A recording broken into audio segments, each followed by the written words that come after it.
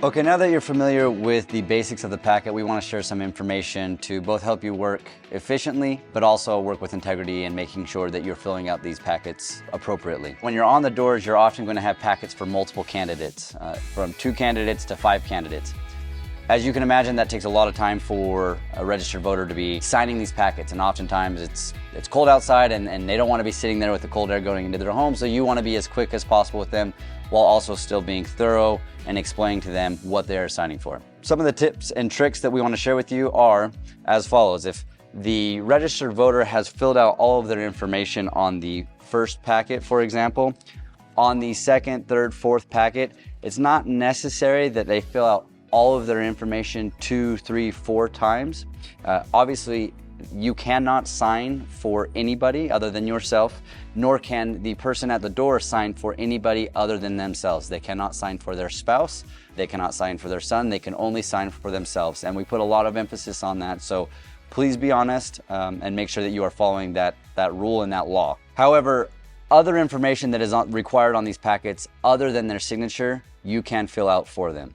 So what we encourage a lot of reps to do, and it saves them with time, is once you have all of their information on the first packet, on the second, third, fourth packet, as you can see here, they can simply sign their name on the second packet and then on the third packet, etc., for the different candidates that you are circulating these packets and petitions for.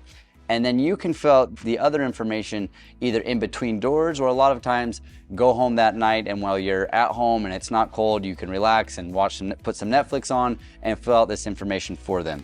So remember, it is on you to be able to find that information on the first packet, or you can use the app which shares that information and you can look their names up later to be able to transfer that information onto the second, third, fourth, etc. packets. So a lot of times representatives will line their packets up like this, where they can see the information from the first packet and then the signatures on the second and third packet, and then they can simply copy this information, name, date of birth, address, and date of signature onto the following packets.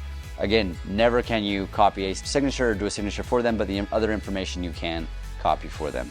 Other information that's very helpful to know is that if you have, for example, a husband and a wife at the same address, the husband, for example, let's say, has written the full address here. The wife, in this instance, does not need to write the full address. You can do ditto marks in that situation that I'm explaining. They can do ditto marks like this to show that they are at the same address as the registered voter up above.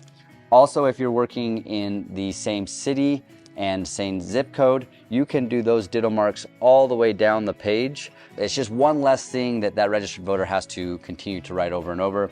And lastly, the date of signature, you can write that at the top of the page for that day that you are working, and then just do an arrow all the way down the packet, as you can see here.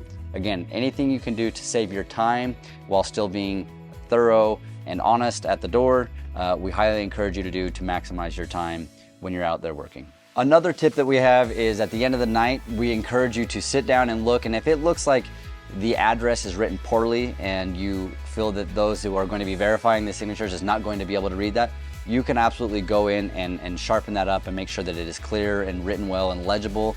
Again, this is just going to help increase your validity rate so that you can get paid for those signatures, as well as ensure that that registered voter's signature is going to count towards helping this candidate get the required signatures to get his or her name on the ballot for the upcoming election.